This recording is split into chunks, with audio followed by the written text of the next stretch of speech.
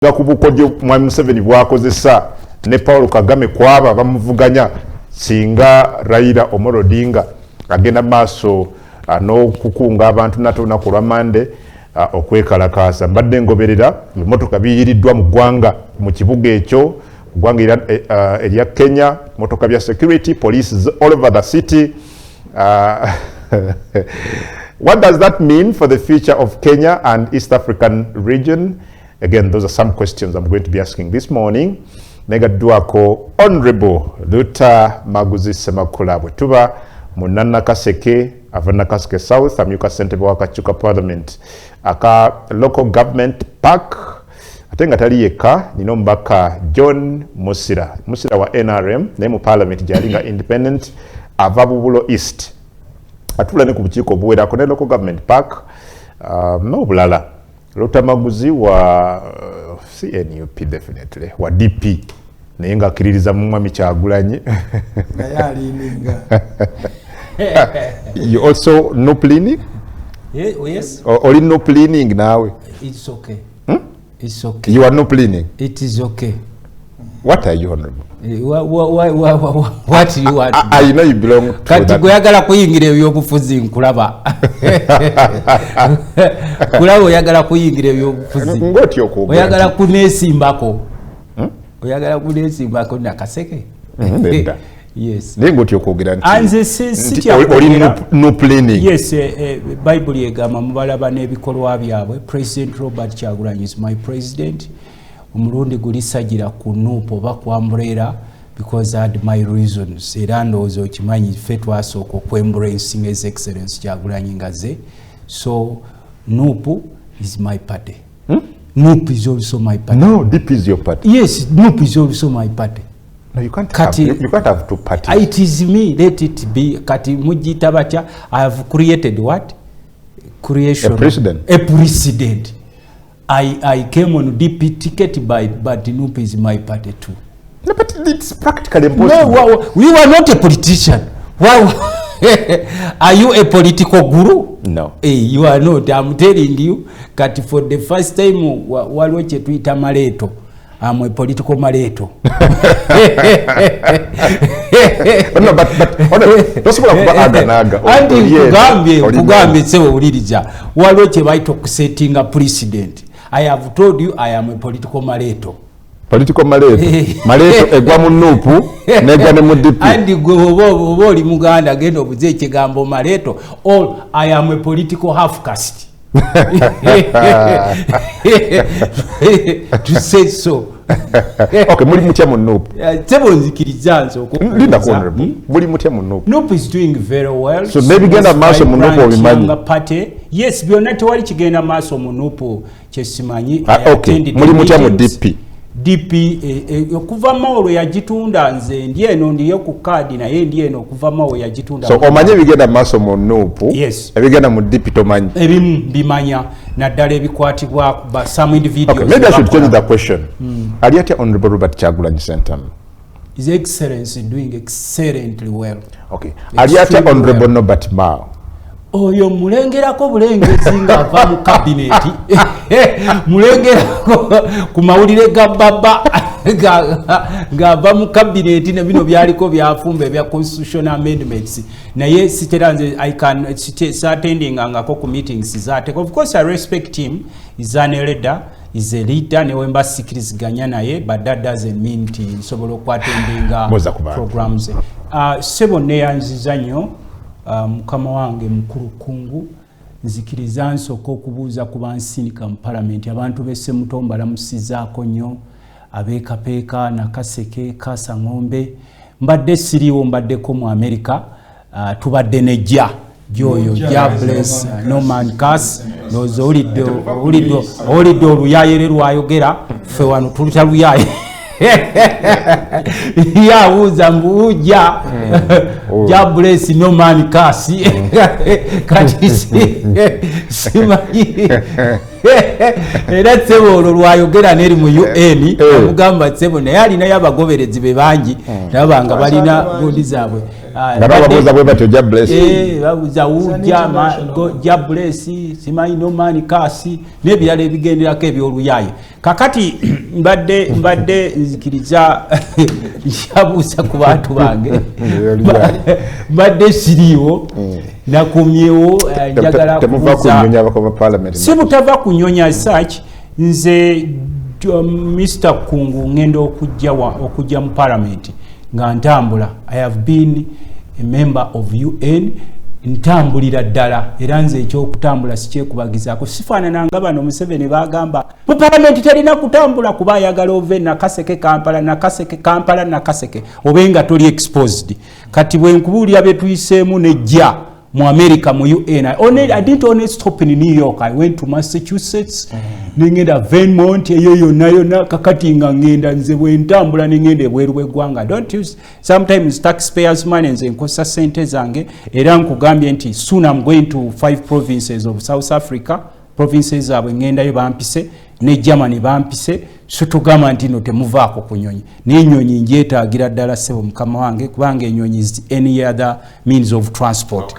Kati njagala kubuuza kusaba bannaffe ab'ekitongole kya UNRA tukyali bubi nnyo mu mbeera y'amakubo. Nalabye buli district baatuwadde 1 billion okuddaabiriza amakubo. Njagala kusaba bannange ab'e Nakaseke okuddaabiriza amakubo gaffe ago immediately. Nasanzeewo njagala kusaasirako nnyo famire ya Professor Sengendo. Omukyalo oyo omu ku bakyala be yali neiba wange nga mukwano gwange.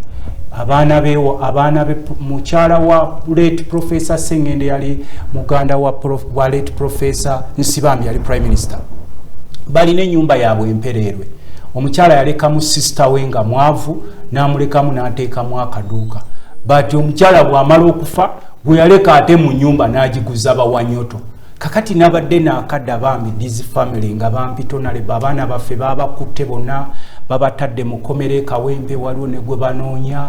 Njagala kusaba w'ekitiibwa Wanyoto omukyalo oyo yatunda ennyumba si ye eyo ennyumba y'abagundi y'Abasengendo family babakuguzizza mpewo kuba okimanyi these people have the title mubabaguziza nga temulina title ate wabeerawo ensobi mulekerawo ngaawo omuzoogo okuwamba abantu ne mubateeka mu makomera gundi bamuyigge obwo bonna obukodyo tuba tumanyi obukozesebwa poliisi. So njagala kusaasirako famire ya Sengendo empereerwe n'ensaba n'abapoliisi batugambye nti abaana abo bali mu kkomera Kawempe waliwo n'omulala gwe bayigga babataddeko ebisangosange eby'ekiferefere ebyo abaana abo ow'ekitiibwa Wanyoto baba baguze ennyumba bagibaguza mu bukyamu mugende mu kooti si bonna okusembayo okusaba.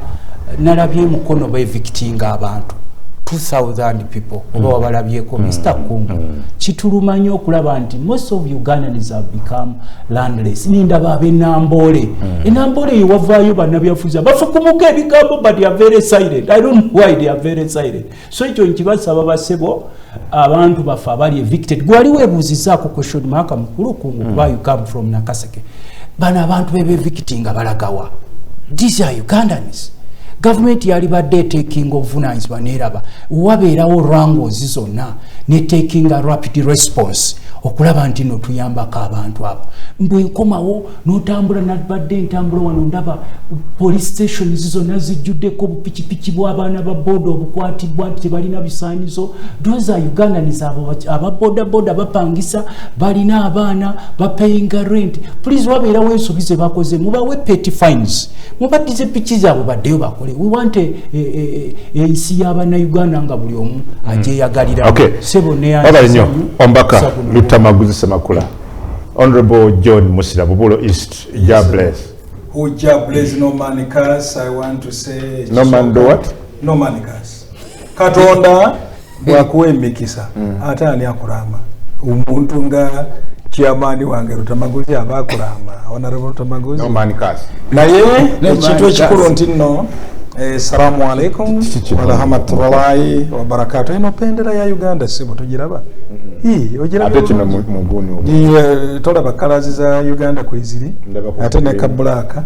Green. Buli kantu konna. Peace and love. And the unity of Africa. kakati salamu alaykum wa rahmatullahi wa barakatuh shahadana muhammad rasulullah njagadde nnyo abasiramu bonna lindako yes you are rasta what rastaman rastafari I'm a rastaman meaning Rian ebyo byabazungu isms byabazungu ebyo amwe rastaman okay oli mulasi ndi mulasi sebo ndi mulasi oli mulasi ate mbalina bangi okay obulasi kiki obulasi buddugavu obulasi okumanya nti no oli muddugavu okubeera conscious nti no oli muddugavu oli muganda oli mugisu oli mu bino bya kiyayi tusaga chairman wanga no abantu twabadde niyo ye yakulembedde tiimu yaffe twasanze abarasi sebo nga twogera waffe wagwani zimajese mpasana sanja rastafari chairman ne yewunya n'agamba kumbe mubaka gwe muri international bwe muti mubuza muti wagwani olosiru yairo anti olaba wano mu Uganda emyaka egiyisa 2 oba 3 bwe wali ogambye nti no habari ndugu yangu uko salama kabisa nini bali bagamba nti no oli muyayi lwakubanga abantu bamanyirira nti no oluswayiri abantu abalukoseza abajasi babeera babbi babeera bayaye bwebityo bwebibeera naye mpola chairman wange kati akikakasa nti no tekikuswaza okuyita omurasta eki tekikuswaza okuyita omurasta oh sure I didn't know that. No, I'm asking. Don't you feel ashamed? No, I didn't know that. Because look here, Mwami Kungu, on a very serious note. So I get ashamed to be an African. And that is the inferiority complexes which have downtrodden us over time. No. Sikulimba. One job bless what? Ngijimbyogera mu abantu babi interpreting okubera nga ya kiyaye. Ayagadde. Naffe abogera Katonda yebazibwe biki ate nga bakola birala sibayaye. Nga obasanga mu makomera abarasta bameka bosanze mu makomera. Bameka. Oba abasiramu bameka bosanze mu makomera. You just by percentage be comparative. Naye mbadde njagala nnyo. Yes. Ogwa ova mu kibiina kya NRM oba oli independent. I know you are in parliament as an independent person. Ate tolaba nti no wano kati fenna either ekibiina kyetuvuddemu ate netulindinga oba netuniiringa awalala. Kakati wano twenkanankana. Nze ndi wa independent naye nga I lean to NRM. Actually I'm NRM independent leaning. No, President wange kankugambe President wange ye Her Excellency Alupo olide ngabora yes Alupo awaba independent ngabora ba mukadde wange chairman wange bwagambye nti no President waffe Kyagulanyi ye yakirisizamu nange Her Excellency Jessica Alupo Major retired ate nembeere eno ku NRM mukadde waffe President ogamba oli Honorable Alupo ali musaga y'amabaati. Jessica Alupo Vice President wa Uganda ali musaga y'amabaati. Wali watali musaga y'amabaati. Naba MP ngaffe. Aba MP bakawo RDC yenze badde kubuuza bagamba ali musaga y'amabaati. Gwe kireke bana abakuru aba executive aba minister na ye for clarity n'ababaka bannaffe ogamba oli abamubanyi nyo bafuna akanti omukwabo yanokolwayo nti yomu kubafuna ku mabaati anti omanyi owekibi akusigana gwe akusigana gwe nze bwembeera n'ekibi bwembanga nvuddeeyo mu ewaffe mu kati mu kabuyonjo naye nenkusiga gwe nagwe obeera bwoti kakati eyava mu kabuyonjo n'asiiga banne ogwo gwe mutawaana ate nga chairman wange amumanyi bulungi njagala nnyo mbabuuze mwenna era mbakuliseeyo okutandika omwezi omutukuvu ogwa Ramadan ku mpaji 5 ez'obusiraamu nga ziviira ddala mu Bayibuli nga nabbi Musa ye yabitandika era nabbi Muhammad sallallahu alaihi wasallam n'abikuza nga Katonda amugulidde. Allah njagala nnyo ngambe nti nno mwebale nnyo tugende mu maaso.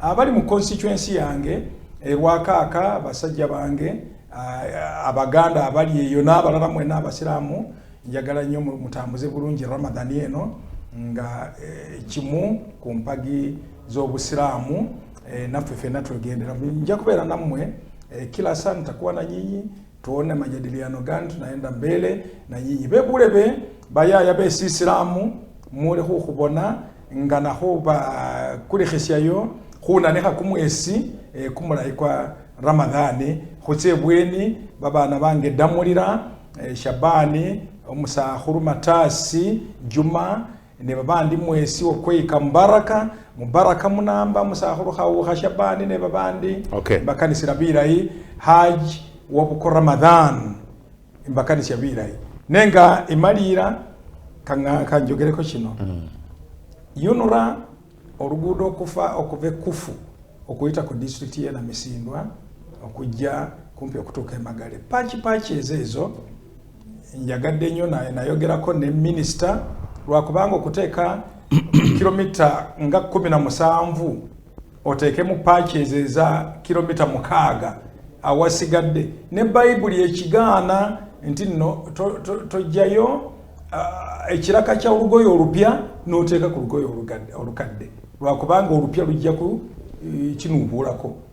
Bambi njagala bammemba ba parliament bannange okuva Emanafa ne Namisindwa tukolere wamu tulabe nti nno n'ekirala compensation y'abantu baffe abali ku luguudo olwo naddala nnyo wano Kyahano bridge abantu baffe tubasasule ennyumba zaabwe n'ebirala gende maaso webale nnyo. Honorable John Musira ku Baba TV Adam Congo Hot Cup at 9 program tunywa ku mazzi katono. When we come back we start it off from there tova tuja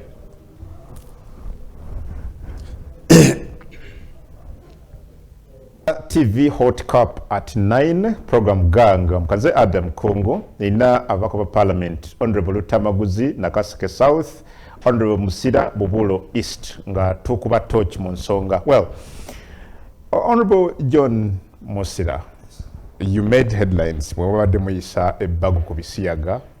In fact, you were unique the way you dressed. Producer akasimanyo bosobola okumpa ku bifaananyi ebya Honorable John Musira bwe yabadde ku parliament nga anekanekanye mu majolobero agaliko ebigambo. Just look at the screen or on the screen. This is Honorable John Musira parliament.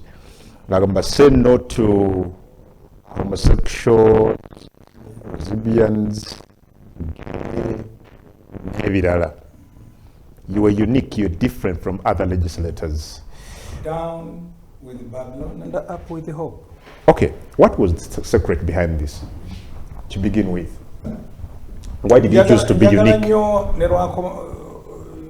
Wakubanga ntino sagala sitani shaitan era olumu tugamba shaitan rajim naye njagala nnyo sitani era nkwebaza sitani woli wonna nkwebaza olwa kintu ki kimu ekiti nkwebaza nnyo shaitan lwakubanga tewagenda Adamu bwe wali ogenda wagenda ani Ivu nomanya nti nno ngenda mukazi sigenda musajja Adamu ne sitani n'amanya sitani shaitan n'amanya nti nno ngenda kuwenda n'omukazi si musajja.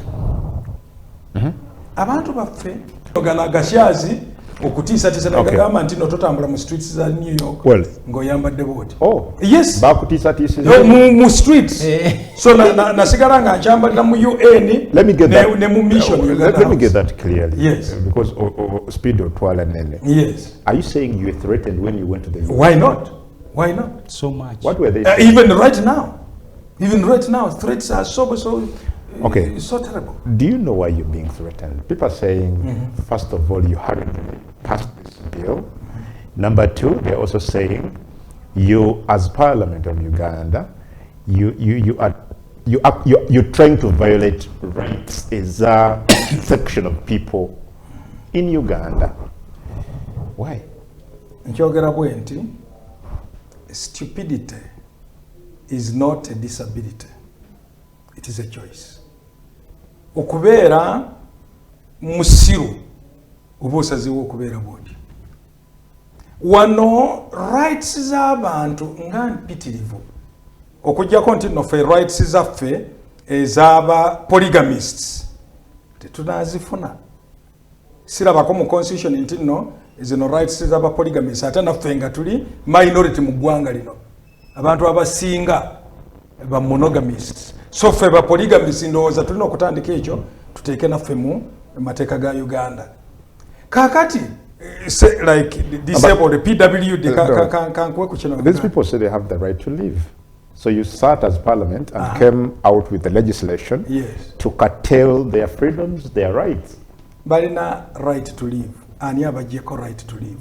And there is only you have only I think two rights. You have done that. Only, no, not you at have all. Done that. Not that's their only interpretation. No. Look at this. I read I read what you passed. Yes. You said even mere identification. If I identify myself as gay, as lesbian, as homosexual, it's a crime. In the bill you passed. It is a crime. It is a crime if you are trying to propagate it. Wali olabyeko abalema bameka abagenze mu masomero ne bagamba nti no twagala baana baffe bonna babeere balema. Wetuli stupidity is simply your choice. It is not a disability. Abalema muno mu gundi yaffe mu constitution yaffe mwebali mu parliament mwebali naye ogenda n'otambula buli wantu wonna n'otunda obuleme bwo nti nno abaana baffe twagala bonna babeere baleme. No, I'm telling you by implication. That is producer nja kusaba ompe ontere ku screen some of the punishments contained in this bill, but honorable, this bill were different punishments for promotion, were different punishments even for being homosexual. It's a crime for being homosexual. If courts find me guilty of being homosexual in this bill, it's a crime and I'm supposed to be arrested or detained for 20 years. It is both a sin and a crime. For you to be homosexual, it's a crime. That means you are trying to give it to somebody else. You are trying to propagate. You are trying to announce. You are trying to recruit. Okay, just look at the screen. Yes. Look at number 1, number 2.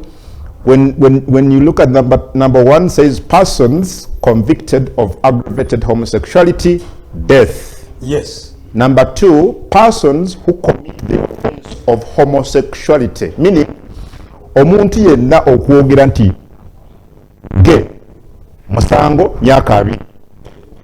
A person convicted for promotion, what you're talking about, emyaka 2, which means no embassy promoting homosexuality. Yes. I am homo. The city lawyer said, this is what it means. Look at number 2. Let's have it again. Explain it. Yes. Let's have it again. A person who commits the offense of homosexuality. Exactly. Thank you. Who commits? I'm not a lawyer. But let us interpret the word commits. Achikoze, achikora, achikoze, commits.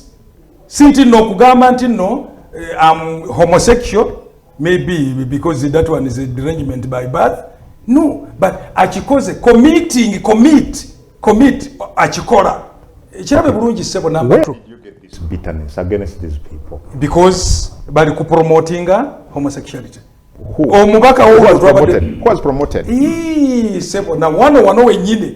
Tulabye ba lawyer baffe. Tulabye ba journalist banno. Abasajja abakukube tubadde tulowooza nti nno basajja. Naye nga tudawutingamu lwaki omusajja emyaka 5. Do they promote? Do they promote? Under. Bakikoze. Ewange sebo nga tuli ku nnaku 14 nga nkyali America. Ewange 1 kilometer from my home, in a rural center of Bumbo, bakwasa omusajja ali ku musajja munne nga mukubye kalifomu ekirungi nti nno kakate kana akawala ka omusajja oli gye baali nga bamukoseza kalowooza nti nno agenze n'omuwala omulala okugenda omwo nga basanga. So The thing is spreading. Kungu nga omusajja omusiramu ekyo tukonde eminga. Yes. Honorable Luttamaguzi, you went full throttle for the homosexuals in the country, and I'm wondering, just look at punishment number 1 on the screen. Producer, if you can have that. You go ahead and put forward death as a punishment for whoever commits aggravated homosexuality. Some people say this could be the first step to challenging this bill in courts of law, because amawanga gagenze gajjawo ekibonerezo ekyokufa. It is what you are actually going with or for as Parliament of Uganda. Don't you think you're leaving their loopholes to be challenged in court?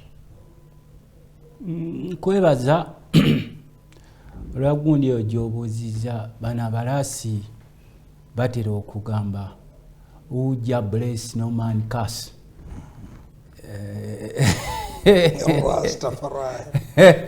Dozo mulaba wagiragirira nabadde mulaba nga ayambadde egandula lye mu New York, naye ne bamugamba bano bajja kutirawo gendo kyambalira eri munda mu Uganda House oba eri munda mu General Assembly, at least waliwo kamera mpitirivu, naye wali agasiya zigajja kuba gakutirewo ku street ya New York. Era nawo beyinga nayingira. Nze nsoma Bible. Bible mu kitabo ky'Abaleevi oba Leviticus yateekawo nti omuntu yenna gwe bakwata mu bikolwa ebyo, sagala kubyamplifyinga. Fact ewaffe tetubyogerako nnyo kubanga n'omwana ayinza okubuuza daddy oba uncle ebisiyaga biki. I feel bad okwe-explainingira era just pretend. Kati ffe mu society zaffe naddala zino eziri civilized nga Buganda society, ebintu ebyo bibaddewo naye nga we don't discuss them. We find secret punishments. Okay. Ezigendero mbadde nkuwa ekyokulabira. You have already been sued as Parliament of Uganda. Ebyo ebyakusuwinga bibeerawo. Uliriza oyo bulingi oyo tumuyita pornographic bulingi oba homosexual bulingi gwe baleeta.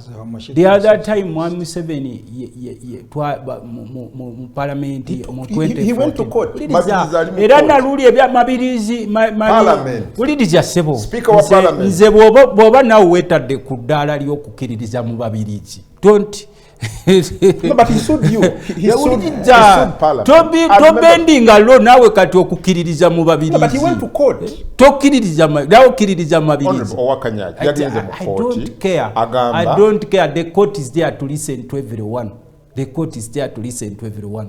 Nze waliwo engeri genda bamu mabirizi. I am very sorry. Mulabanga aliko ekikyamu. I am very sorry. Mentally. Sobo banga nawe ze wano kudiscussinga ku kaliba ya mabirizi. I am very sorry. Okay, but again, kakati uliriza ne content ye jatute. I wouldn't look at him as an video, but the content jabatuteyo nenze mbadde nkyakugamba nti Museveni is a very clever politician. Last time we yali agenda mu America n'ayita mu balamuzi n'abagamba etteeka eryo mulijeyo ng'agenda mu American Summit lyalirize mu Parliament. Yes, okulijjayo ne timu ya bano bawulya simanyi Fox, simanyi ba Fox, ne unya noko omuntu okumuyita Fox. Anti I don't care. Kati yes, colleague kandi njogera ku colleague wange. Ali colleague kagenda kudamba kati njogera colleague wange. Constituency yenga abantu bekalakasa. Anti uliriza. Ono colleague wange gwe bayita Fox. Honorable Fox. Fox omumanyi kyategeeza mu Luzungu. Honorable Fox. Koligi wange. Okay. Uliriza kyenkugamba ekyange ompadde omukisa. Koligi wange Fox. Honorable Fox. Ye yayise erinze lino lyerinyanguyira kubanga mu Luganda nina kyentapulitinga mu Fox. Kati ye yayise erinze n'akomawo mu jangozi zaabwe za Honorable Fox. Focuses. Kati ne basaba etteeka eryo likoleki limirire. Even the other time ne spokesperson wa Muhozi Kanyerugaba movement spokesperson wayagala okwesimba okuba president yalwana mbu ebisiyaga bibeerewo. Gundi we know your programs in this country. Spokesperson wa Muhoozi Kanyerugaba gwe yalonda ya promoting ebisiyaga wano. Omumanyi sebo era yagambye ngenda mu koti ne tumugamba nti tata woyo go promotinga era naye luli yatukola akakodyo ke kamu n'ayita eri mbalamuzi nti temukitambuza. Kakati mbadde nkugamba ekintu kino kirimu gimmicks nyingi ekya homosexuals. Why do you think the homosexual discussions are being amplified now? It's because you but you have been there. First listen. It was in Parliament 2014 chaja. Anti chenkugambye chenkubuziza. Why is it that whether Parliament where I sit, whether Parliament where I sit, no, first listen, where Parliament where I sit, whether Ugandans, why is it that the homosexual discussions are being amplified now? How did you amplify it as Parliament? Anti the politicians discovered this jembadde njagala okulaba. Tubadde tunoonyereza ku KNSSF nga tutuuse ku babbi ku kinyusi ababba close to 1.5 trillions. Tubadde tutuuse ku kyamabaati ekirimu president woyo yatwala amabaati g'abantu, president wa Uja Bless oyo ali awo. Kakati kino ne bakiteekawo nnyo kikavalinga amabaati, kikavalinga NSSF, kikavalinga n'eddwaliro ly'eruwa lyetwagabira $500 million or $500 million. Kakati uliriza nze I am fair. You know you're not being fair. Nga Parliament mwe mwaleeta ekintu. First of all mwali munoonyereza bino byogamba Uganda Airlines, NSSF, mabaati n'ebirala. Kati baleeta ekya homosexuality okubikka biri amplification. So and the amplification Parliament mwaba abali banoonyereza ate era mwe mwaleeta ebyebagulino. Wuliriza kyenkugambye. So you cannot say where is the amplification? Who is Parliament amplifying? Can discuss you the public. Kankubulye ko walolabye for the first time when asoso okulaba nga olupapula lwa government lwogera ku stories consistently for more than a week. Why? Kubanga mwe bannayuganda muugulwa mangu. Ebibonerezo weebiri ebikuba agasiya zaago weebiri even mu mateeka gaffe ge tulina. Ate wano ekya Uganda okimanyi nti amateeka ga Uganda galiwo nga decoration z'okupate agasinga. Amateeka gabeerawo ne bakola ebirala. Are you going to monitor people in their rooms? No, I'm asking you gwe. Mpayo wano omukungu wa government agenda okumonitoringa agasiya mu rooms zabo in their homes. Not necessary. No, it was necessary, but there is no need of amplification. Ati uliriza. N'amateeka weegali amalala. Njagala ku ekyokulabirako. It's as if Uganda yesosokola etteeka erya death penalty. It's no. Ensi ezisinga zaakola dda amateeka ago. Kankwe n'ekyokulabirako ne Tanzania, our neighbor Tanzania, Ghana, Nigeria, Komorosi, Somalia, ensi nyingi na wano wonezi ezatekoleteeka eryo. Ne wali owuliddeyo amplification ng'eriwo wano. Era simanyi era ensi egenda kukoma, simanyi eggulu ligenda kubwatuka. Ffe tukimanyi. In our African societies we know how to deal with such culprits. Kubanga ffe mu society yaffe bw'oveeri ne bakugamba nti ono wuliriza ssebo kyegamba no contradiction kyenkugamba. Parliament mubadde mutugamba twagala kukuuma nnono zaffe. Anti wuliriza reasons are there. You know bwe tubanga tumanyi ennono zaffe era abasiyazi babaddewo ebbanga lyonna nga ne mu penal code eya 1905 amateeka mwegali agafuula homosexuality a crime. Why did you waste people's time? You people, why do you waste time and amplify about homosexuality if you knew that it's such a law is there? It is the Western world which has. Why do you waste your time and amplify? Kubanga gwe gamba let Parliament discuss whatever it is discussing, then we shall move on. After all, there is a law that prohibits homosexuality in this country. Kati nze nkugambye alwanirira abali b'ebisiyazi ye spokesperson wa Muhoozi Kanyerugaba movement. Omumanyi oyo alwanirira abali ng'ogyeko oli Fox naye nkula gono. I'm showing you a generation of people you want to lead this country. I'm showing you the people who are before ebyobuvunanyizibwa bolaba omusajja alwanirira abasiyazi yayogerera ekibiina kye bayita Muhoozi Kanyerugaba movement. But why can't you look in what he says? What does he say? He says Andrew Mujuni zezo movement ze ba promoting wano ze bagamba kubaffe twalitulira simanyi Muhoozi project. Uliriza sebo kyenkwa twawulya Muhoozi project. Tubuze no project yaki. Yabalunzi bankoko. Project yabalunzi babubizi. Project yaki yabanabyabufuzi nga tuba batambula. Ne twagenza okulaba omusajja ayogerera Muhoozi movement. Kanyerugaba ngo omusajja bamuyita Mwenda nga vaya gamba you dare touch our homosexuals, we are going to the courts. Atenga tukimanyi nti ne mwami Museveni is playing some political gimmicks. We just say bigambo byange.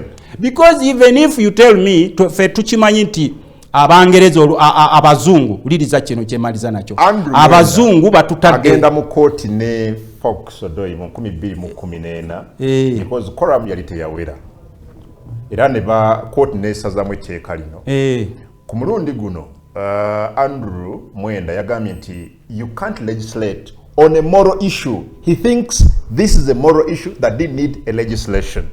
He said kakati kandi kyenkugambye. So why do you bring a take on morals according to him? That's what he says. So challenge him on that. You're saying according to him. What about according to me? In fact, he says, are these Mwendas the majority or minority? He says what? Because we, in our society, especially in African society, we've had the calibers of Mwenda.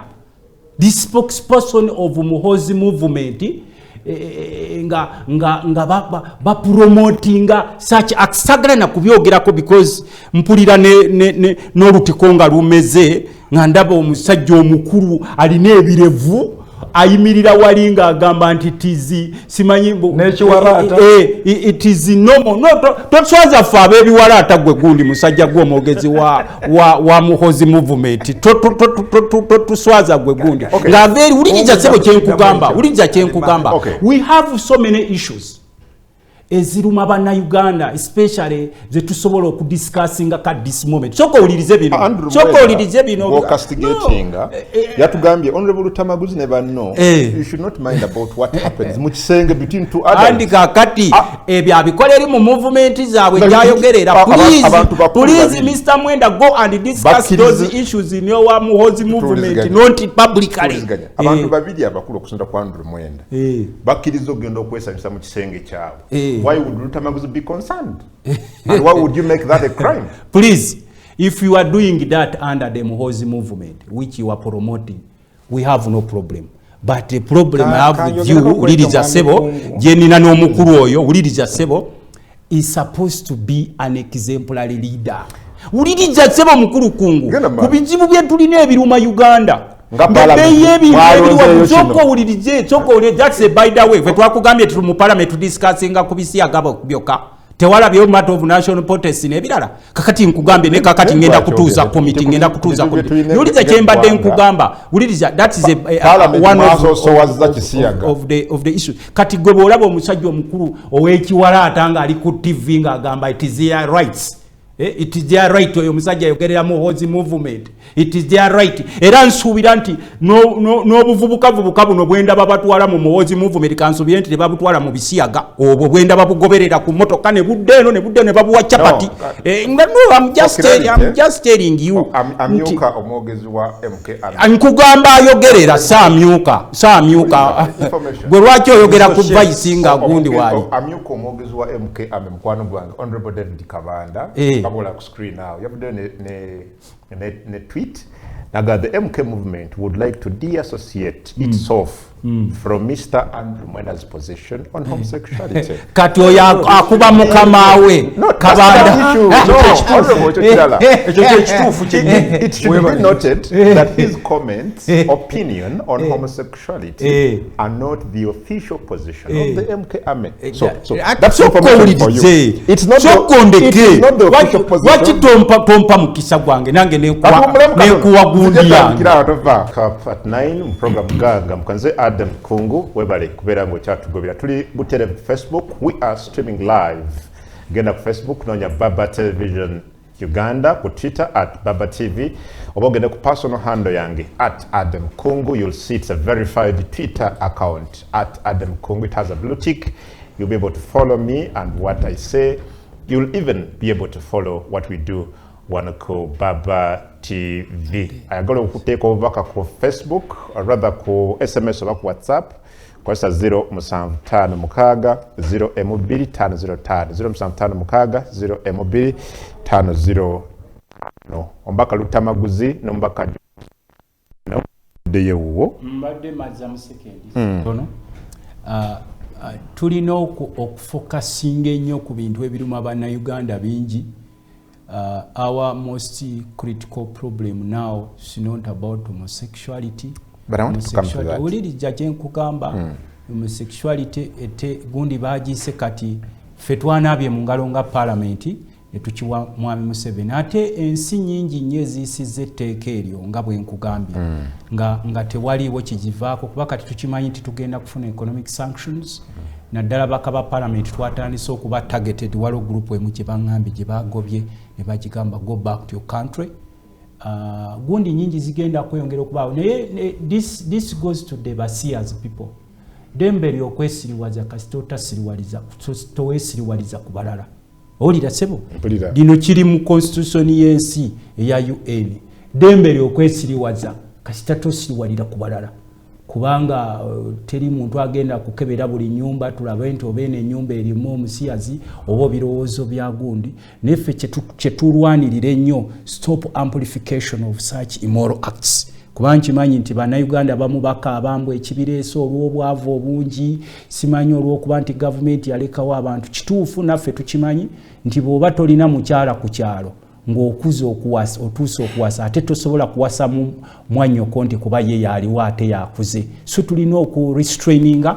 Tukimanyi nti promotion y'ebintu bino somehow eyinza okuba indirect naye etteeka ffe twakoze biru yaffe kisigadde Museveni. John Musira, yes, you had something that was intriguing. Very intriguing.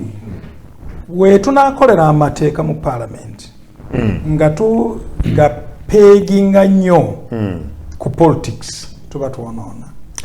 Bwe ebintu bya NSSF bwe byajja ebyamabaati n'ebijja ne tugamba nti no kaakati ndowooza amabaati gano bakireeserwa kubanga tujjewo NSSF. That's not the case.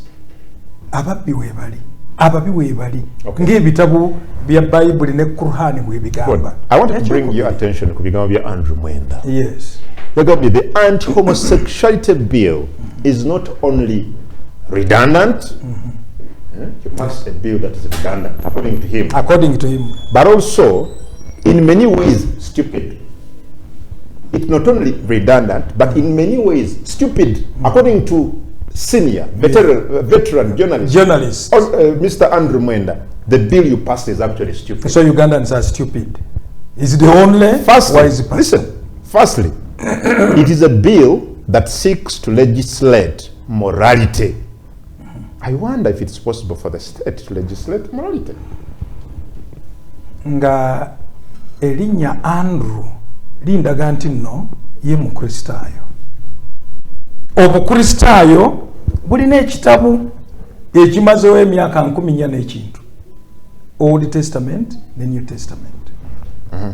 Nga bwalegeseringa biki ye morality.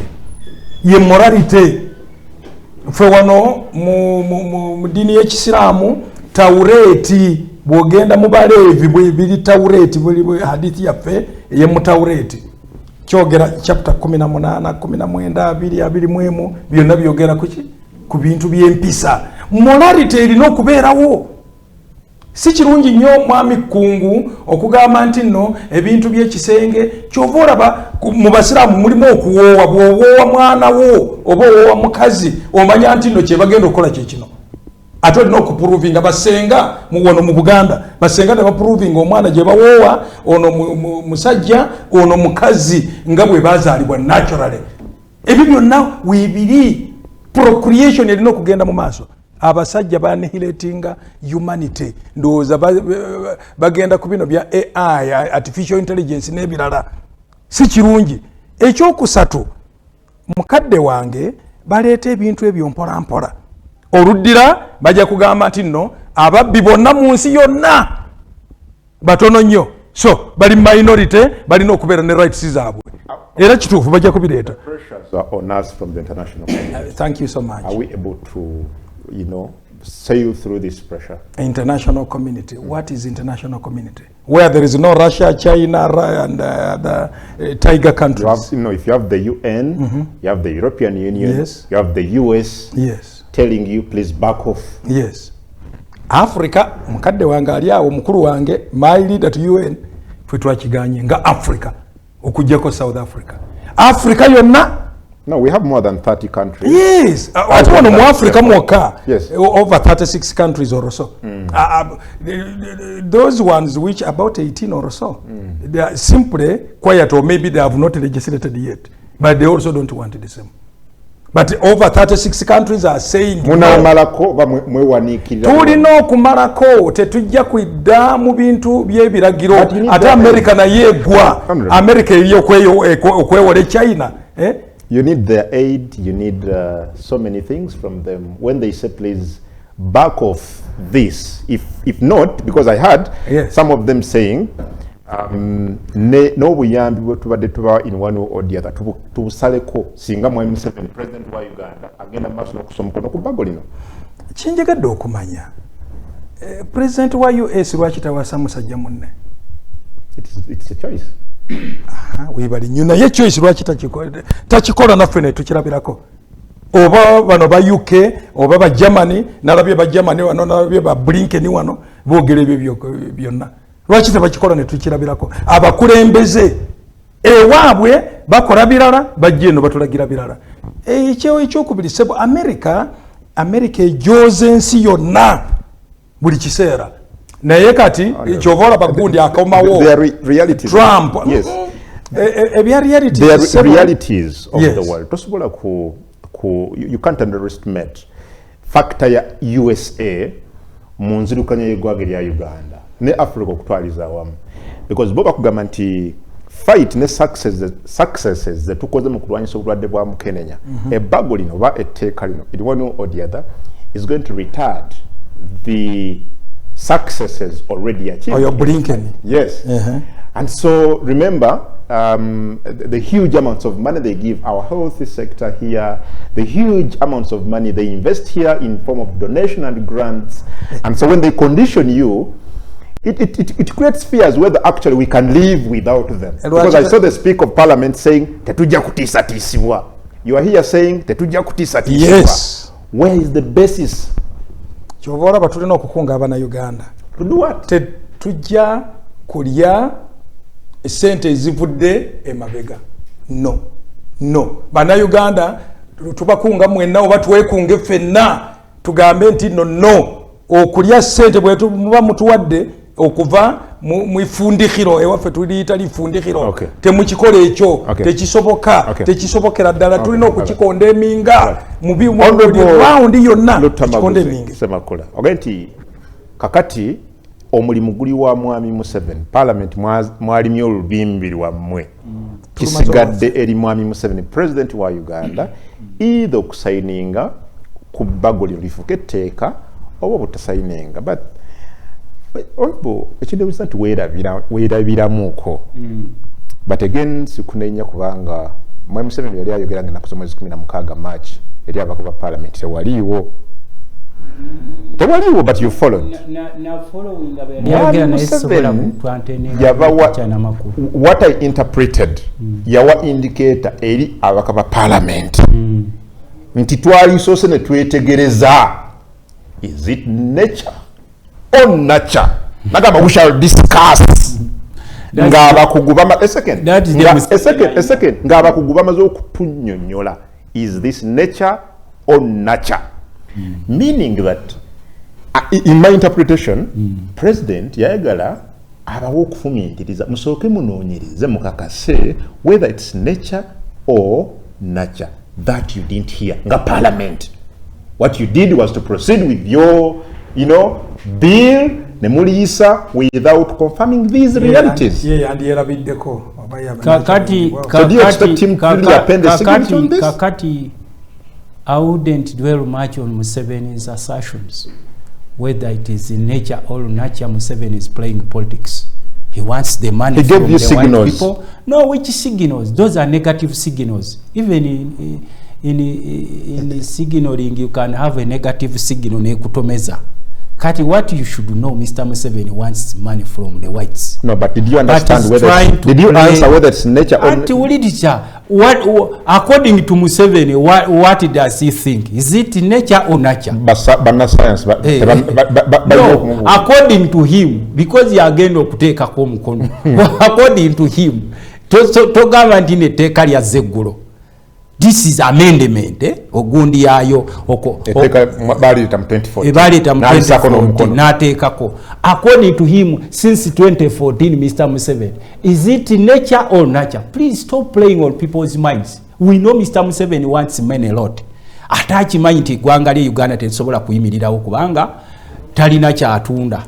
Ensi yonna agimogezinze mu China.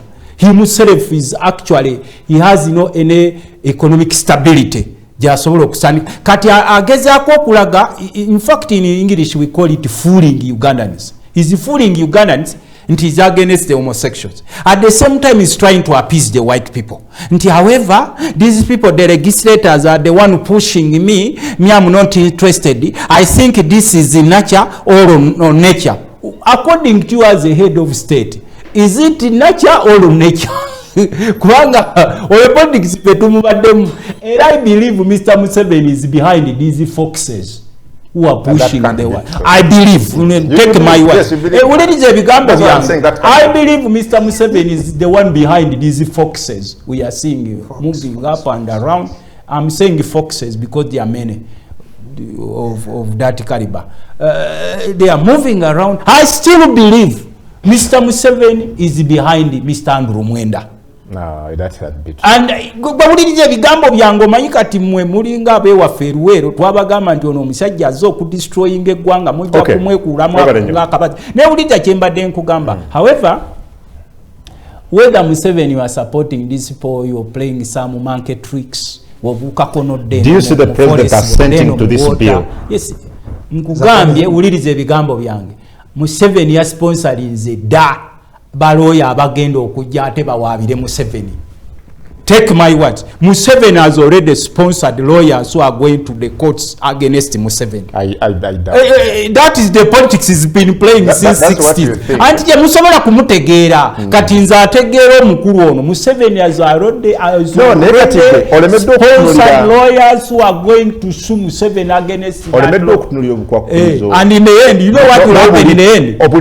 In the end, tewali bulipo. A law is a law because kati zinense ezayise teeka eryo nga salaba bwe ziri ku bunkenke nga Uganda. Wowe ono osimanya yogereki onakoleki nkugambe Museveni himself is going to sponsor lawyers to go and sue Museveni, and it will be the same Museveni to appoint judges who are going to work on Museveni. Logic eyo gyenko gitegeera.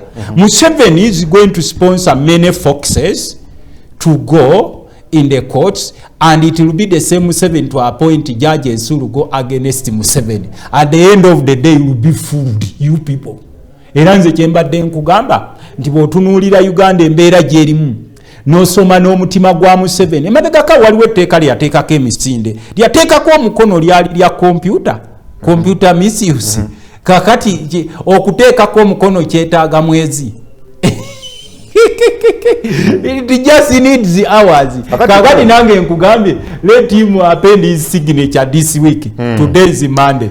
Okay. Mukifo ky'okuzanya okubaffe mwete mutegeera oli omukulu azanya ekitiibwa Andrew Mwenda is more powerful than some ministers in NRM government. Okay. Era asobola n'okwaccessinga omukulu. Boddawo n'olowooza nti the likes of Andrew Mwenda and the foxes doi bali bokka. The forces zeeyongera okulinnya ezaabo abagenda okgenda mu kooti nga bawakanya ebbago lino. No, those are money-minded people. And one of those people is... Did you know that those people who are against that law have dual citizenship? Some of them have homes in America. No, they have reasons. Yes, you have a reason, but I'm protecting my country. When you are You were dual citizen. First listen. Like who? Because I'm telling you, those people who are against that bill. They are not even Ugandans. They are not purely Ugandans. They have dual citizenship. Really? Anytime they can run away to America, anytime they can run away to the USA, kakati for them, Balinga Museveni. Do you think Museveni cares what happens to Ugandans on a daily basis? He cares. Whether you are overtaxed, whether you die in the hospital. The other day, uliriza kungu nawe, jobless, no man cast, uliriza sebo. Nemubera munsi, government netuko kugula ambulance, nereta bu border ambulance, bwe nalabye muri becoming a too much.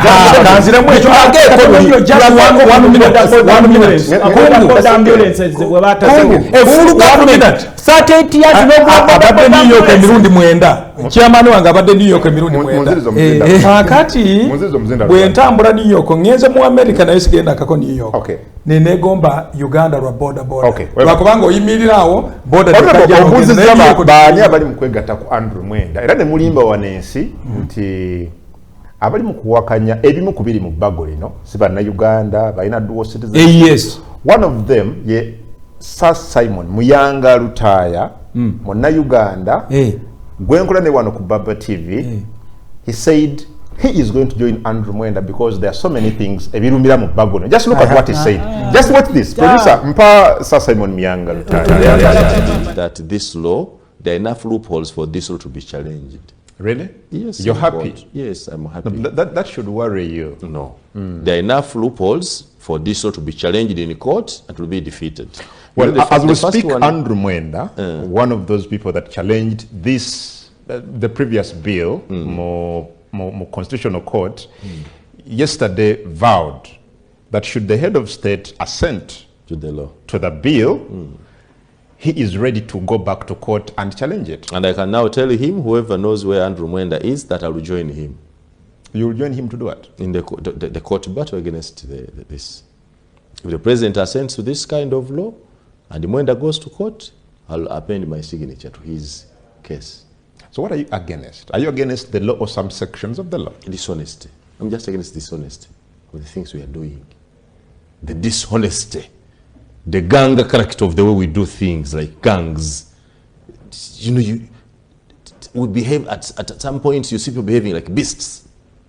You listen to the debate of the law, you must have been able to find out that the substance, people are debating out of emotion, sentimental, fictitious things.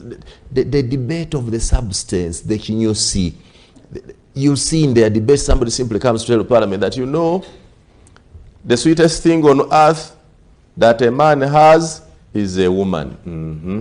We know it is sweet. It has always been sweet even from Adam and Eve. So, what else? Father name, parliament. But within its sweetness, there is nothing which is as sweet to a man as a woman. And so he was wondering, why should men go for fellow men? It is the Father name saying, yes. When did he test the sweetness of the woman? The testing. When? He's a father. When did he test it? That he says that for all the things he has tested on earth, the most sweet, the sweetest is and his father. So is that what you call sentimental or gang kind of doing things? And that's it. Well, I just need to give you information. The Museveni issue has been, and what we have been doing as teachers, to look at cognitively, what is is homosexuality a problem of the mind? I request that we go to that later on. But again, just to give you some information, Sir Simon Muyanga Lutaya, this time round, I don't know the grounds you will base on to challenge the bill. At least one of the loopholes you have said, promotion is not defined. That's two. These punishments, sentences are too harsh, especially for a media house. The punishment for a media house promoting or deemed to be promoting is bigger than the punishment for the person who has committed homosexuality. That the person who has committed homosexuality would be in prison for 20 years. But for me, a media house would be closed. You know what it means? That when you close a media house, the taxes the jobs, the service, everything. And then on top of that, I pay 1 billion. So in this law, I don't know what's wrong. In this law, Parliament looked at the media houses as more offenders than the offenders themselves.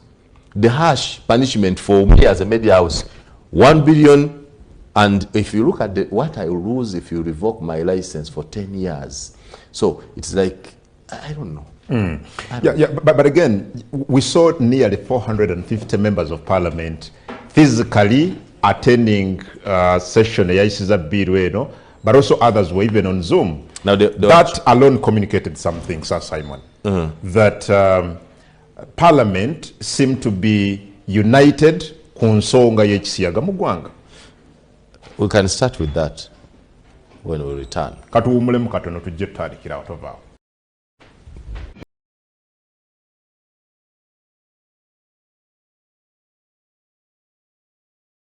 And willing to join Andrew Katusabe Mwenda in challenging this bill.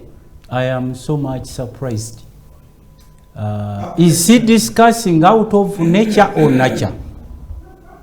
Muyanga's discussions based on nature or nurture? Just But you had him. Yeah, I know. He's now telling me that he's a student or follower of Andrew Mwenda. However, we cannot accept. No, but you had his reasons. Whether he goes to the court now, loopholes in which the loopholes? Kubanga fe tukimanyi nti ne bwoba osekudde ebinyeebwa bwebairako mu kyalo tewaliwo binyeebwa bibeera 100% without mpulunguse. Kakati fe we accept nti waliwo empulunguse. Kati oyo gundi kimpulunguse ze yeekwasaako. Omanye ettaala eno bweyakanga mubadde munzikiza. Olaba ebintu bingi n'ogamba n'ekinyenye kule kibadde wano. Ogenda okwekanganga n'ekiyenje kiri mu bawulo suga. Kakati uliriza sebo, uliriza kyenkugamba. Whether Muyanga accepts and his groups or whatever group nti parliament kye yakoze mulimu. So banji no. Banji uliriza. Tulina issues ezituluma okusinga okudiscussinga kwebyo. However nze nga legislator I appreciate what the Speaker of Parliament and Honorable colleagues did. Honorable Musela, kunsonga yemaliriza. Comment on what Muyanga said. But Sir Simon, yes, very well. Even before this, I had already seen what he said. Heavily. Like which one? Because the respect we have for Sir Simon Muyanga, one was contested to go to Parliament. And the one who is known in this country as one of the best journalists, I am surprised. So much. Lwakubanga lwaki tagenze mu constituency je yali nakolako referendum. Just a simple referendum. Araba na Uganda balowooza ki ku bintu bya homosexuality. Ekyokubiri ani akyogedde nti nno homosexuals tebaaliwo. Ngambye wano my catch word eri stupidity is not a disability, it is a choice. Abalema twalinga nabo newange eyo webali waliwo omukazi ali eyo ngali bisexual naye ya choosing okubeera mukazi naye ali bisexual akaddiye emyaka 75 tukuze tumulaba wali bwe bagamba nti nno bo bawagira nnyo aba bisexual biki lwaki ono omuwala mu South Africa ali mu bisexual semenya lwaki bamugoba nti ali musajja oba ali bisexual lwaki tebamugoba mu athletics twayogera woki so katono nnyo kamalire ku kino Sir Simon Muyanga nkwagala nnyo mukadde wange naye ddayo obusoga bulayire ogenda okoleko ebusoga yennyini referendum akali localized mu constituency oba mu gombolola oba mu district yoviira olabe bye bajja kwogera tetujja wano nga munange bwayogedde singa mubeera mu nsikiza ebintu bingi nnyo ebitambula mu nsikiza bw'oteekawo live tuwumulamu katono tukomawo akanyumiro keta hot cup at 9. We are live on Facebook, Twitter and YouTube. You can join the discussion ng'osindikira obubaka ku 07556 02505 abogende ku social media platforms zaffe ezo obeere ng'oteekayo ky'obuuza ky'oteesaba ky'obula I'll be going through some of your comments, just like many of you are already commenting. I can see some contradicting himself, yet is saying what Andrew Mwenda said. Franco Wagambye. God bless no curse. Good morning, comrades. I'm enjoying. Mingoni, comrades. Charles Wabobi. Mingoni. Wanagamba, I am live from Namisindwa, Magale. I am happy to see my MP from Namisindwa. Pick up Yawangasa Roger. Onagamba, okay, keep those messages there coming. Thanks for the show. I entirely agree with Honorable Luttamaguzi on the issue of amplification. However, I would like MPs to also amend our laws on corruption and defilement. Oscar Ali Kalungu yasinzira okubeera nga agoberera enteekateeka eno ey'olunaku olwaleero. Kale loza nsembyondoza n'abo abalala bali ku WhatsApp ne walala, keep those messages there. Nja kuziyitamu akadde bwe kanaabeera nga kakkiriza. Honorable Luttamaguzi. Mbadde nsaba Parliament sebo kuba kati wano kungu gwe right honorable speaker waffe wano etteeka ly'obubbi tuli interchanging ebibonerezo betuwa ba homosexuals betuwatuwa n'ababbi. Ababbi ba ssente, the corrupt people, the thieves in this government, nti okukwata ng'obbye kukalabba, okukwata ng'okolagana n'omubbi nga mubadde mugundi 20 years. Ebibonerezo byetwawadde omusiyazi byenjagala betuwatuwa n'ababbi.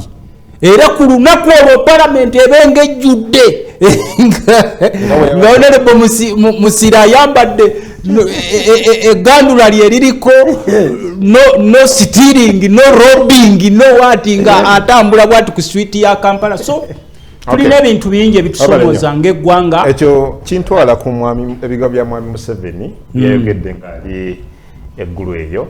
Esebo naga nti musanyufu nnyo ne RDC mu kitundu ekyo kubanga oweggulu yamulaze ababadde babba ensimbi za parish development model era mwami Museveni n'awera ensimbi za PDM za banaku za kuyamba abantu kuva mu mbeera ya bwavu. It's a no-go area for the thieves. And as we speak, leaders from more than 35 districts are being probed on allegations of theft obubbi bw'ensimbi za PDM. Kati mwami Museveni ebigambo bye tobimalirangako budde.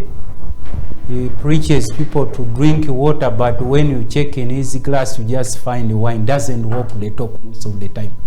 Obubbi nakakikugamba kungu guno mulundi gwa 10. Obubbi ne government yenale mbalongo. They are Siamese twins. They share one heart. Era ayota letwita lyayota erikuba omusayi gw'obubbi ligabanyizibwa between NRM ne government yabwe. Kakati Mr. Museveni has no moral authority okwogera ku bubbi. Takyalina. He has failed for the last almost 40 years azasuubiza abannansi okulwanyisa obubbi. Obubbi bweyongera kututumuka bututumusi babufukirira. Kulaba nti just sightings katundu keggulu kokka kaliwo. It is nothing. People looting trillions of money. People looting billions of money. Ate kati tebakolina kuba. The other day nasomye report mu mawulire n'enfenseko nga ndaba abakungu ba mu Bank of Uganda nga bonna bagenze okwamendinga emyaka gyabwe. 80% abakozi b'omu Bank of Uganda bonna bagenze ne bamendinga emyaka gyabwe. Kati yabadde akebera nga buli mukozi w'omu Bank of Uganda amendiize emyaka gye eyalina enkaaga ng'ataddewo 42, eyalina 50 ng'ataddewo 35, nga bonna bayise eri mu Amerika. Kwegamba obubbi obuli mu ggwanga muno buteeketeeke. And the thieves cannot fight thieves kubanga lwaleero ngenda n'entunuulira ogenda okwekanga ate abanoonyereza nga nabo babanoonyerezaako. Abanoonyereza ku bubbi mu Uganda ate nabo babanoonyerezaako. Kati Mr. Museveni has no moral authority okuga nti But just look at what the president said. No, please. Don't waste your time with Museveni's statements. This is the president. Yes, I know he's a president. I thank the RCC Gulu City, Jane Francis Amongino Okili and her group of local leaders from the Acholi sub-region for bringing to my attention the misappropriation of PDM funds. The PDM will not fail. The PDM, parish development model, will not fail. Kakati, and anyone trying to sabotage it will be dealt with. Kati, those are political statements made by a politician. Kyoyagala okungamba nti obusente bwa PDM bwokka bwe bubuze. If Museveni is a serious person and is ready to fight corruption, kyali badde asooka okukola atuleetere yali asente zaffe ez'eddwaliro ly'erubo waayita ogenda Entebbe. We gave that person $500 million.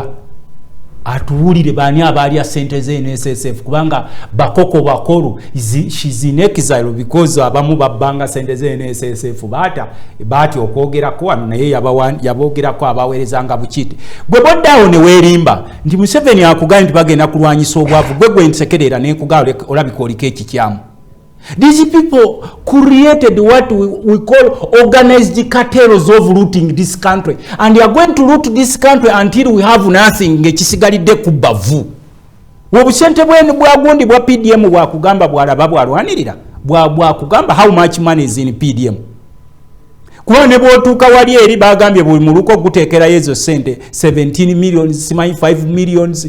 That's not money. We are talking about the billions of money being looted. Nze nkugambye nti ebyabyogera just to excite those people because nawe bobeera munabyafuzi waliwo ekiboozibozi kyoleeta nekisooka nekigira kati twabadde twogera ku byekkalamojja abantu nga badwerinze nnyo ku mabaati ne tutuuka ku mbuzi ezabbibwa ekkalamojja ezaali zirina otwalibwayo. Why did that report why was it kept silent? Ne tutuuka ku buwungo bwalina okgenda ekkalamojja ne tutuuka ku sente ziteereddwa mu specialized projects NUSAF ne tutuuka ku gundi ziyateekawo special ministries Luwero Triangle Kalamoja simanyi Teso zonna kakati bwe baddawo gwomanyi sente zakabbibwa mu NADS. Kakati Obama Museveni is ready to fight corruption. Let him tell us what is happening at Entebbe International Airport. Abewa handling services z'ekisaawe ne sente mekaze bafuna. So kati gwe nkusaasira nnyo naddala abantu abali mu kategori yo abaga nti Museveni agenda kulwanyisa obwavu ezo zibadde emboozi ze since 1960s. Ababba eggwanga lino they are not ordinary citizens. These are senior citizens. Ni bakugamba nti ezaali ezabalwadde basirimu oyo golabaawo yazitutte ezaali ezanadiso yazitutte ezaali ezabonna bagaga yazadde nakuterawo sente zikyakulemya okukola oba ofuna sente z'okusibulukuka ng'ekisibo kiweddeko. Nakugamba bano abasajja tubawadde trillions okujja mu bantu mbwavu under this program Operation Wealth Creation.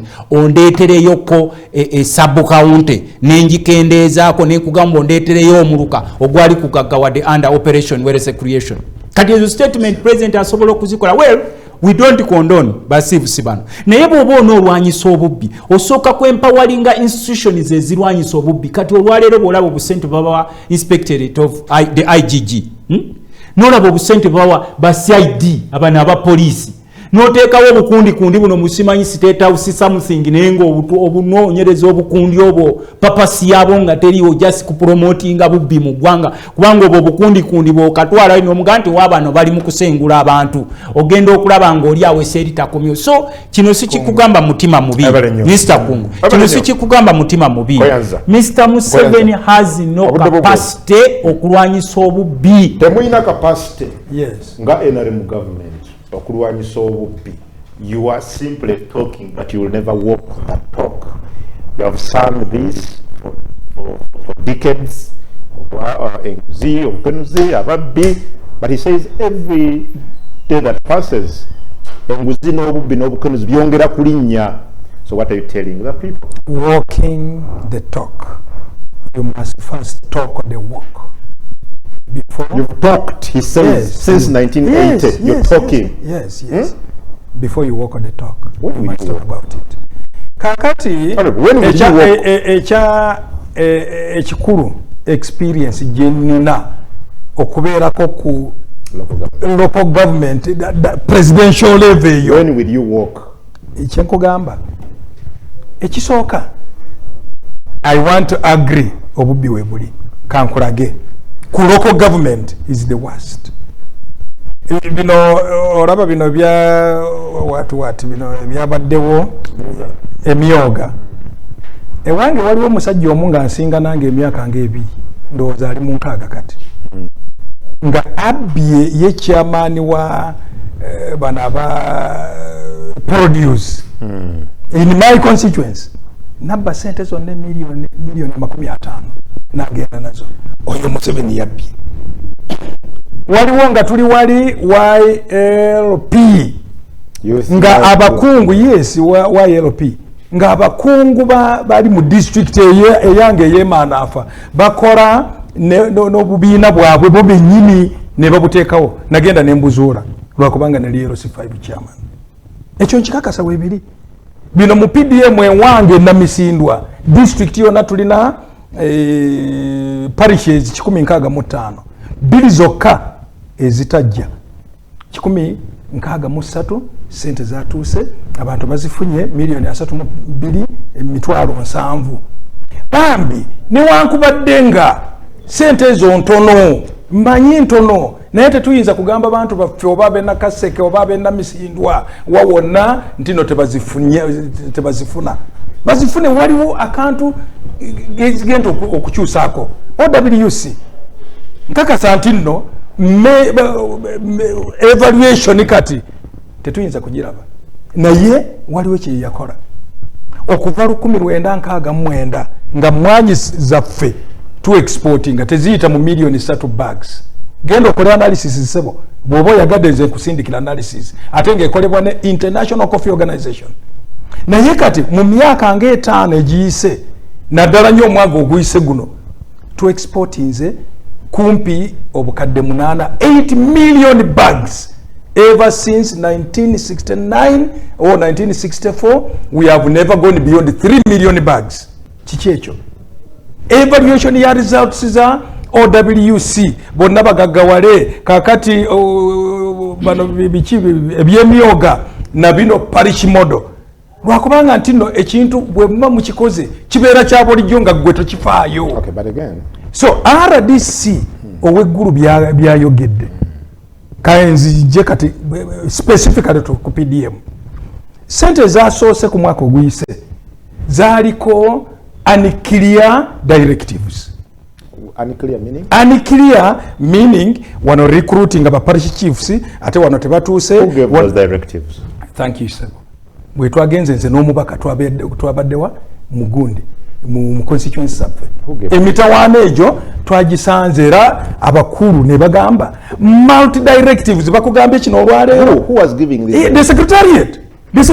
So which means yes mwaleeta program nga temugiteeseteese kimala ate kati ffe bwe tuba tuyisiza sente nze mwazisa nga zigenda wa nga mutaddewa mu bantu baffe nga zigenda kuyitawa honorable because you've been faulted nga government ya NRM okumala okukola ebintu mu ngeri ya sambala mumala geekolera era ebyokulabirako nga biweereddwa nti enkola ze tuzze tubeera nazo bulijjo oyogeddeko youth livelihood program sente z'abakyala emyoga operation with creation n'ebirala bijja with a lot of expectation zino zabuze zino za abantu baganyuddwamu n'ebirala kakati before making thorough analysis of the previous programs again you come with parish development model bino kyekivaako bagamba kyekivaako bino byoga nti ensimbi unclear directives wano na wali so why can't you first address loopholes mu previous programs for ones previous loopholes twatandikira ku district gama district kajja local government localization eno twatandikira ku district tuzze ku Gombororo kakati babo tuliwa mu parish nga model yeletibwa nono Professor Suruma ye yawandika olupapuro olwo ntinno mu kifo ky'okugenda ku Gombororo oba ku district sente wezibulira nnyo n'oteekamu n'ebirala ebitali bimu afadhali ogenda wa ku parish kwennyini ate sente zino zigenda direct ku parish naye PDM okusooka sente bwezajja okurecruitinga ba parish chiefs nga bo be bagenda okusupervisinga ndowooza directives multiple directives tezali nnungi kyovola baabamu mu 35 districts including my district bafuna emitawaana ate wano simanyi focal point ali commercial officer ne bakyusa focal point ali production officer. Okiraba ekyo ebyo byengambye nti nno multi directives luli bali bagambye nti nno PDM bajja kutuula procurement ya parish egenda kugula ensigo bagabira abantu bakyusizaako luli bwe twagenze mu constituencies bakyusizaako era ndina nagundi ne directive eyo abantu bawe benyini begulire ezo ziri multiple gundi directives ezirese emitawana nabali boyogera nti nno babye sente oluusi abamu bali innocent lwakubanga multi what directives ogwo gwe mutawana naffe tukitegeera sebo. Will you walk that talk this time? Very well. Sente ezigenze mu parish development committee yeye nyini esalawo ekyokukola kakati bwe gubeerawo mutawana okujjako walking to the mempola honorable. Let's do mempola over Namisindwa Bubulo East.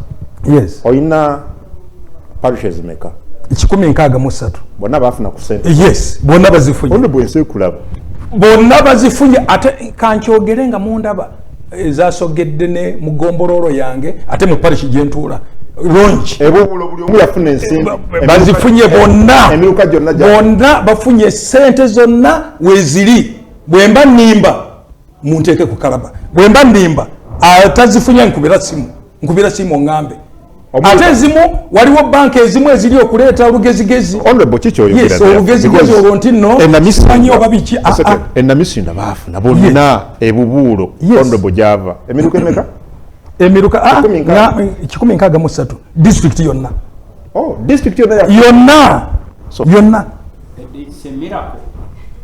It's a very big miracle. It's a miracle. Why do you think it's a miracle? It's a miracle kubanti ewabwe sente bonna bazifuna. It is a miracle kubanti ewabwe bazifuna naye ffe ewaffe abamu tebanaba kuzifuna era one of the greatest challenge. No, I'm very honest. Why should I lie? Either one of us is a liar. Or you are a liar. Nti bonna bazifuna naye nga probable ateekwa kubanga emulimba kinze kati abantu abasinga si kirungi abantu abasinga mu gwanga lino ya survivors government yabajjirawo bye bakolanga okujja mu sente. People were farmers, great farmers. People had infrastructures ne wakubadde nga tewali kolasa amakubo nga galimibwa.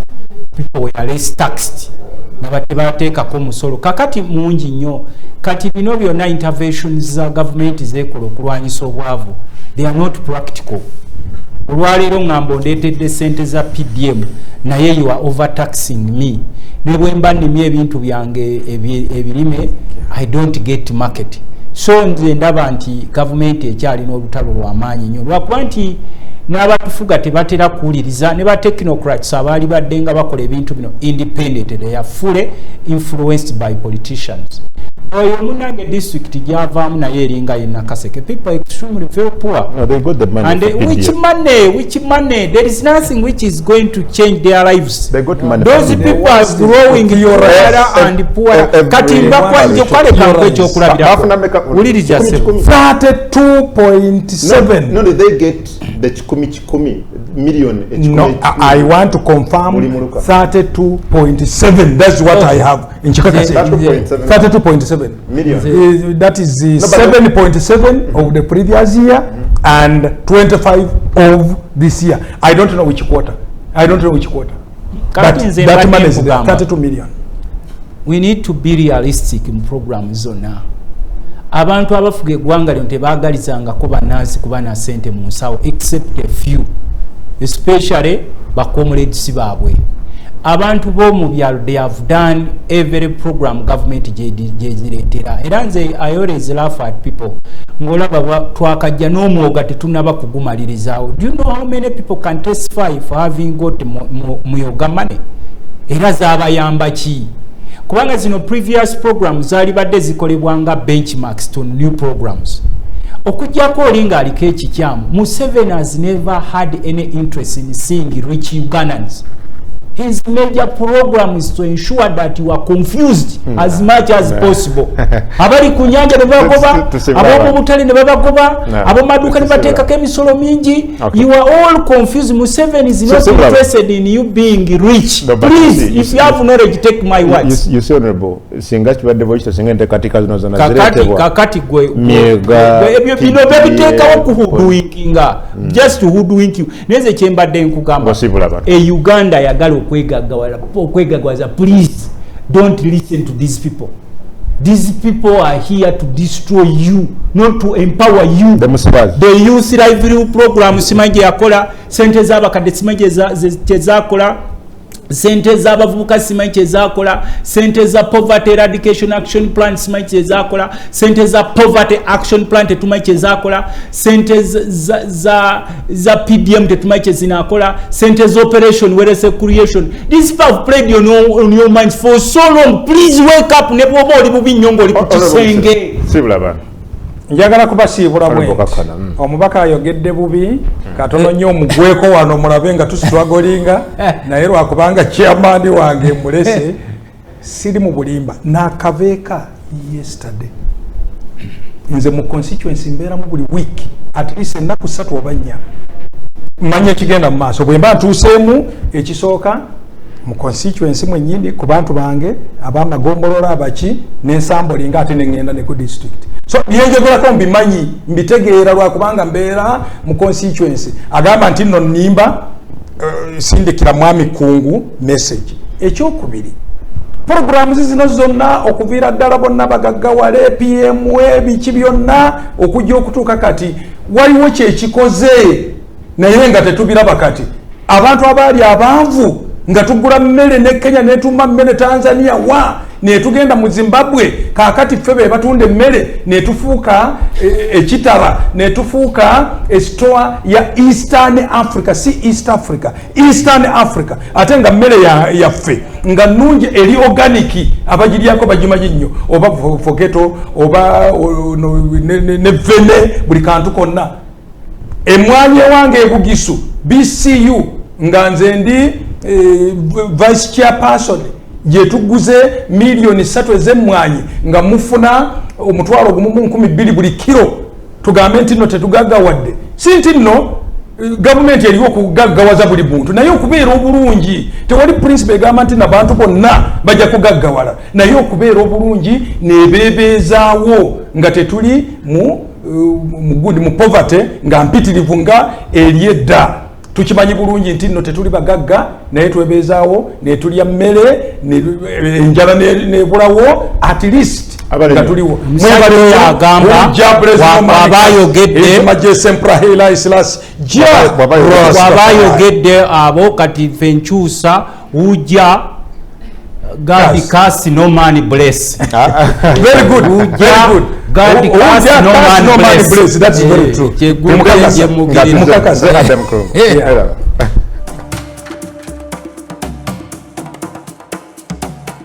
This is